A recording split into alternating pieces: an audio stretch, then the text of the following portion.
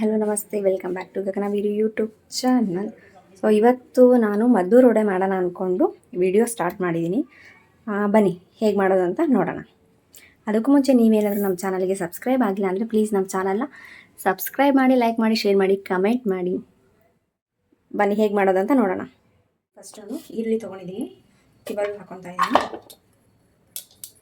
ಈರುಳ್ಳಿ, ಸ್ವಲ್ಪ ಮೆಣಸಿನ್ಕಾಯಿ ಹಾಗೂ ಶುಂಠಿನ ಈ ಥರ ಚಿಕ್ಕ ಚಿಕ್ಕದಾಗಿ ಕಟ್ ಮಾಡ್ಕೊಂಡಿದ್ದೀನಿ.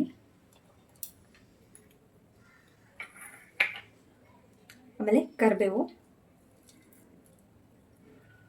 ಇವಾಗ ಈ ಬೌಲಲ್ಲಿ ನಾನು ಸ್ವಲ್ಪ ಈರುಳ್ಳಿ, ಹಸಿ ಕರಿಬೇವು, ಶುಂಠಿ, ಆಮೇಲೆ ಹಸಿ ಮೆಣಸಿನ್ಕಾಯಿ ಹಾಕ್ಕೊಂಡಿದ್ದೀನಿ. ಸ್ವಲ್ಪ ಜೀರಿಗೆ ಹಾಕ್ಕೊತಾ ಇದ್ದೀನಿ. ಅಜ್ವಾನ ಅಥವಾ ಓಂಕಾಳು ಅಂತಾರಲ್ಲ ಅದು.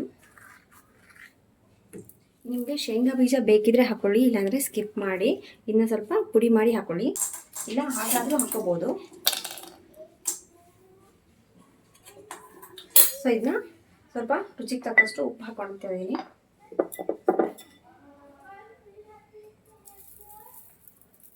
ಹಸಿಮೆಣಸಿನ್ಕಾಯಿ ಹಾಕಿದ್ದೀನಿ, ಹಾಗಾಗಿ ಸ್ವಲ್ಪ ಖಾರದ ಪುಡಿ ಹಾಕಿದ್ದೀನಿ. ನೋಡಿ ಹಾಕೊಳ್ಳಿ, ನಿಮ್ಮಲ್ಲಿ ಖಾರ ಹೇಗೆ ತಿಂತಾರೆ ಹಾಗೆ. ಇದನ್ನ ಫಸ್ಟು ಚೆನ್ನಾಗಿ ನಾವು ಮಿಕ್ಸ್ ಮಾಡ್ಕೊಂಬಿಡೋಣ. ಅಂದರೆ ಈರುಳ್ಳಿಯಲ್ಲಿ ನೀರು ಬಿಡುತ್ತಲ್ಲ, ಅದನ್ನ ಚೆನ್ನಾಗಿ ಫಸ್ಟ್ ಇದು ಮಾಡಿಬಿಡೋಣ.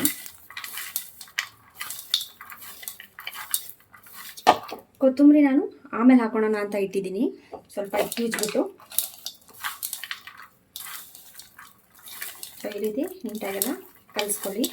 ಅದು ಈರುಳ್ಳಿಯಲ್ಲಿ ಏನಿರುತ್ತಲ್ಲ ನೀರು ಅಂತ ಬಿಡೋದು ಸ್ಟಾರ್ಟ್ ಆಗುತ್ತೆ, ಉಪ್ಪು ಅದೆಲ್ಲ ಹಾಕಿರೋದ್ರಿಂದ. ಈಗ ನಾನು 4 ರಿಂದ 5 ಸ್ಪೂನು ಅಕ್ಕಿ ಹಿಟ್ಟು ಹಾಕೊತಾ ಇದ್ದೀನಿ.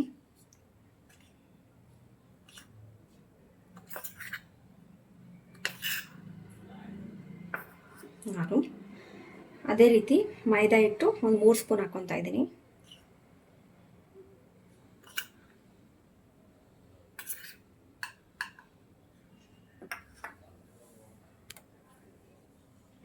ಆಮೇಲೆ ಸಣ್ಣ ರವೆ ಅಥವಾ ಸೂಜಿ ರವೆ ಅಂತ ಹೇಳ್ತಾರಲ್ಲ ಅದು, ಇದು ಒಂದು 3 ಸ್ಪೂನ್ ಹಾಕ್ಕೊತಾ ಇದ್ದೀನಿ.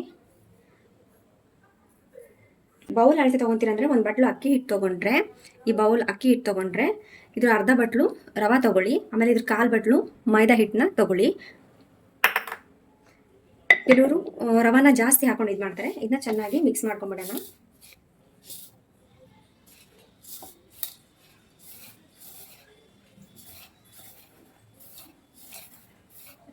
ಈಗ ಈ ಕೊತ್ತಂಬರಿ ಇದೆಯಲ್ಲ, ಇದು ಹಾಕೊತೀನಿ.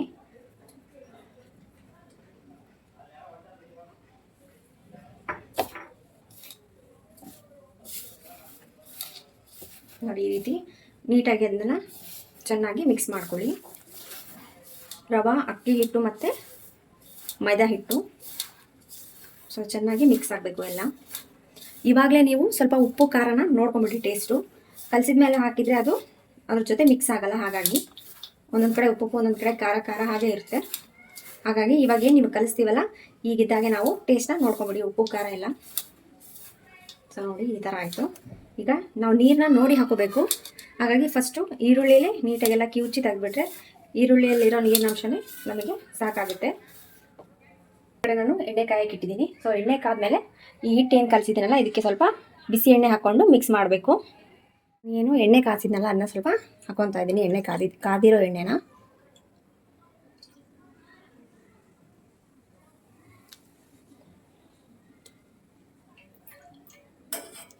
ಕೆಲವರು ತುಪ್ಪ ಹಾಕೊತಾರೆ ಅಥವಾ ಬೆಣ್ಣೆ ಹಾಕೊತಾರೆ, ನಿಮ್ಮ ಇಷ್ಟ, ಏನಾದರೂ ಹಾಕೊಳ್ಳಿ. ಬಿಸಿ ಎಣ್ಣೆ ಹಾಕಿದ್ದೀವಿ, ಹಾಗಾಗಿ ನೋಡಿಬಿಟ್ಟು ನೀಟಾಗಿ ಸ್ವಲ್ಪ ಅದಾರಿದ ಮೇಲೆ ಕಲಸಿ ಹುಷಾರಾಗಿ.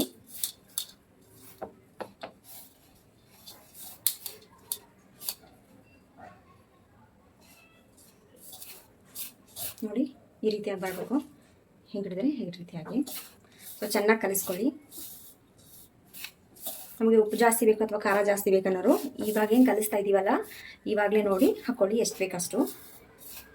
ನಾನು ಹಸಿಮೆಣ್ಸಿಕಾಯಿನೂ ಹಾಕಿದ್ದೀನಿ ಮತ್ತು ಖಾರದ ಪುಡಿನೂ ಹಾಕಿದ್ದೀನಿ. ನಿಮಗೆ ಖಾರದ ಪುಡಿ ಬೇಡ ಅಥವಾ ಹಸಿಮೆಣ್ಸಿನ್ಕಾಯಿ ಬೇಡ ಅಂದರೆ ಸ್ಕಿಪ್ ಮಾಡ್ಬೋದು. ಇದನ್ನ ಚೆನ್ನಾಗಿ ಕಲಿಸ್ಕೊಳ್ಳಿ.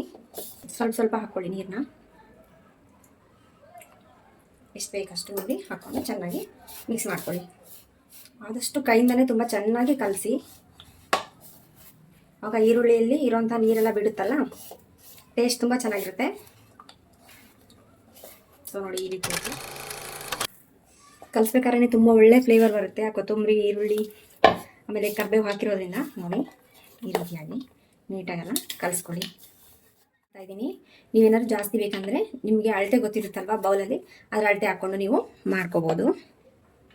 ನೋಡಿ ಈ ಥರ ನೀಟಾಗಿ ಕಲಿಸ್ಕೊಂಡು 2 ರಿಂದ 3 ನಿಮಿಷ ಸ್ವಲ್ಪ ನೆನ್ಕೊಳ್ಳಿ. ಯಾಕಂದರೆ ರವೆ ಹಾಕಿರ್ತೀವಲ್ಲ, ಒಂದು 2 ರಿಂದ 3 ನಿಮಿಷ ನೆನ್ಕೊಂಡ್ರೆ ತುಂಬ ಚೆನ್ನಾಗಿ ಬರುತ್ತೆ ಅದು. ಹಾಗಾಗಿ ನೋಡಿ, ಒಂದು ಕಡೆ ಎಣ್ಣೆ ಕಾಯಕ್ಕೆ ಇಟ್ಟಿದ್ದೀನಿ, ಈ ಕಡೆ ಹಿಟ್ಟು ಸ್ವಲ್ಪ ನೆಂದಿದೆ. ಸೊ ಇಲ್ಲಿ ಹಿಟ್ಟು ರೆಡಿಯಾಗಿದೆ. ಇದನ್ನ ತಟ್ಬಿಟ್ಟು ಅದ್ರಲ್ಲಿ ಹಾಕೊಂಡು ನೀವಾಗಿ ಉತ್ಕೊತೀರ ಅಥವಾ ಲಟ್ಟಿಸ್ಕೊತೀರ ಅಂದರೆ ಹಾಗೂ ಮಾಡ್ಬೋದು. ಸೊ ನಾನು ಕೈಯಲ್ಲೇ ತಟ್ಟು ಹಾಕ್ತೀನಿ. ಎಣ್ಣೆ ಕಾದಿದೆ. ಸೊ ಇಷ್ಟಿಷ್ಟು ತೊಗೊಂಡು ತುಂಬ ತೆಳ್ಳಗೂ ಮಾಡ್ಕೋಬೇಡಿ, ತುಂಬ ದಪ್ಪನೂ ಮಾಡ್ಕೋಬೇಡಿ.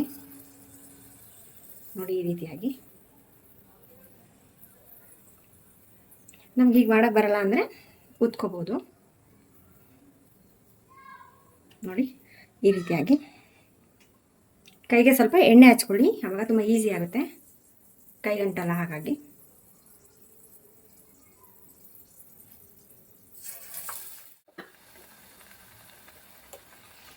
ತಗೊಂಡು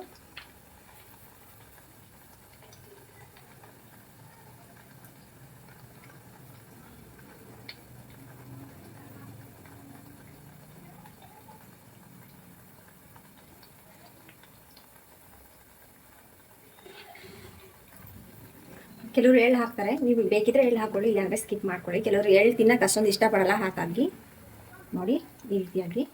ತುಂಬ ತೆಳ್ಳಗೂ ತಟ್ಕೋಬೇಡಿ, ತುಂಬ ದಪ್ಪನೂ ಬೇಡ. ಇದೆ ಸಂಜೆ ಟೀ ಟೈಮು ಅಥವಾ ನಾವೆಲ್ಲರೂ ಟ್ರಿಪ್ ಹೋಗ್ತಾ ಇದ್ದೀವಿ ಅಥವಾ ಹೊರಗಡೆ ಹೋಗ್ತಾ ಇದ್ದೀವಿ ಅಂದಾಗ ಆರಾಮಾಗಿ ನಾವು 2 ರಿಂದ 3 ದಿನವರೆಗೂ ಇದನ್ನ ನಾವು ಸ್ಟಾಕ್ ಮಾಡ್ಕೊಂಡು ತೊಗೊಂಡು ಹೋಗ್ಬೋದು.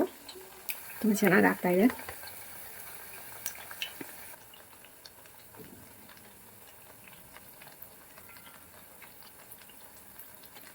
ತುಂಬ ಚೆನ್ನಾಗಿ ಕ್ರಿಸ್ಪಿಯಾಗಿರುತ್ತೆ, ಟೇಸ್ಟು ಅಷ್ಟೇ ತುಂಬ ಚೆನ್ನಾಗಿರುತ್ತೆ. ಒಂದ್ಸರಿ ನೀವು ಟ್ರೈ ಮಾಡಿ ನೋಡಿ.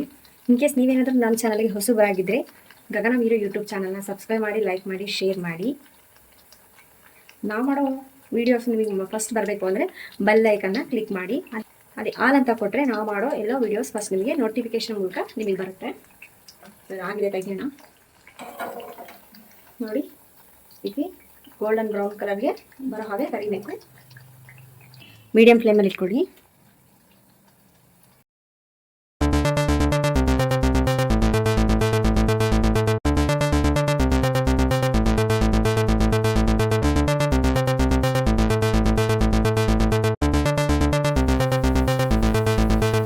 ನೋಡಿ ಈ ರೀತಿಯಾಗಿ ಸ್ವಲ್ಪ ಗೋಲ್ಡನ್ ಬ್ರೌನ್ ಬರೋವರೆಗೂ ಕರ್ಕೊಳ್ಳಿ.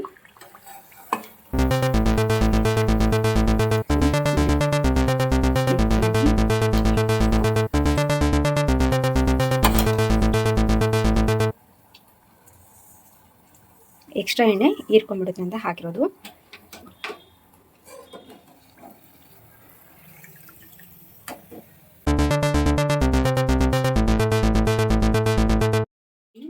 ಬಿಸಿ ಬಿಸಿಯಾದ ಹಾಗೂ ರುಚಿಯಾದ ಗರಿಗರಿಯಾದ ಮದ್ದೂರೊಡೆ ರೆಡಿಯಾಗಿದೆ.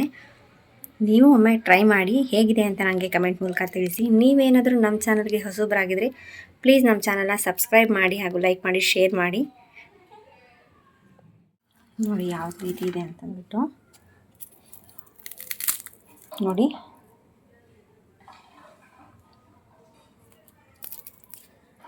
ತುಂಬ ಕ್ರಿಸ್ಪಿಯಾಗಿದೆ ಹಾಗೂ ತುಂಬ ಟೇಸ್ಟಿ ಆಗಿದೆ.